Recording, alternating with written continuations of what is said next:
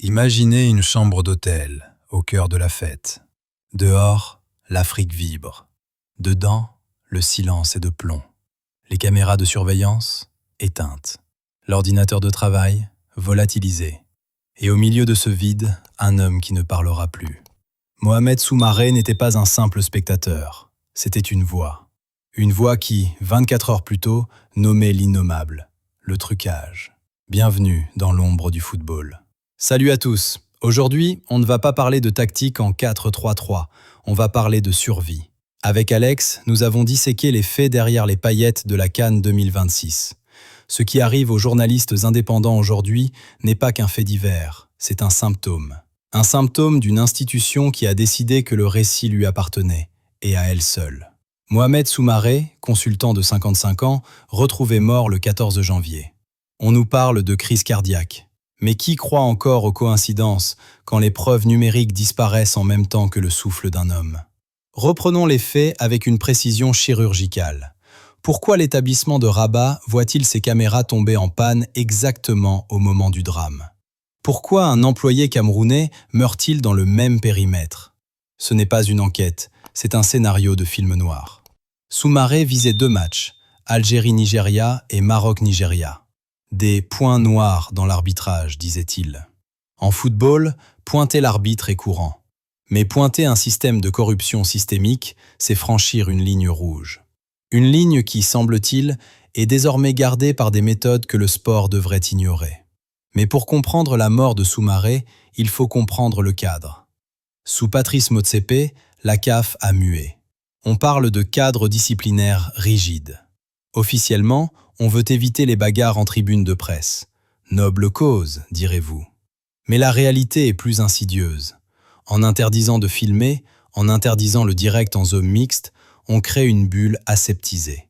Le journaliste ne doit plus être un témoin, il doit être un relais de communication. Si vous déviez, c'est l'expulsion immédiate. Le retrait d'accréditation est devenu l'arme de destruction massive de la pensée critique. Sortons du cas Soumaré pour regarder la bête dans les yeux. Le sport mondial est une machine à laver géante. 140 milliards de dollars blanchis chaque année via les paris illégaux. Le trucage de match? Entre 500 millions et 1 milliard de gains criminels annuels rien qu'en Europe. Imaginez en Afrique, où la régulation est parfois plus poreuse.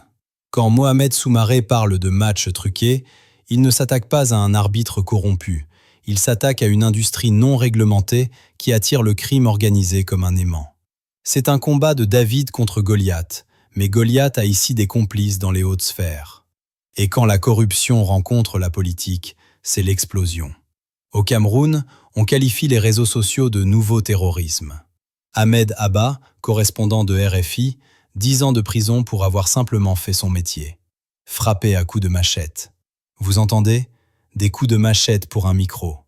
En Centrafrique, des journalistes sont jetés en isolement avec des criminels violents. Pourquoi? Parce que l'enquête sur le football mène souvent au compte bancaire du pouvoir ou des groupes paramilitaires comme Wagner. Enquêter sur un but suspect, c'est devenir un séditieux aux yeux de l'État. Alors on baisse les bras? Non. Il existe des boucliers. Le Reporters Shield, des aides juridiques internationales. Il faut une entité globale, détachée des fédérations. Le tribunal arbitral du sport doit redevenir un lieu de justice, pas une chambre d'enregistrement. La mort de Mohamed Soumaré doit être le point de bascule. Si nous laissons son histoire mourir avec lui, si nous acceptons que la transparence soit une option, alors le football n'est plus un jeu. C'est une coquille vide au service des ombres. Partagez cette vidéo, pas pour nous, mais pour que le silence ne gagne pas. Le silence est le terreau de la corruption. Restez informés, restez vigilants. Derrière chaque célébration, il y a une vérité qui mérite d'être protégée. On se retrouve très vite sur la Foot Chrono. À vous les studios.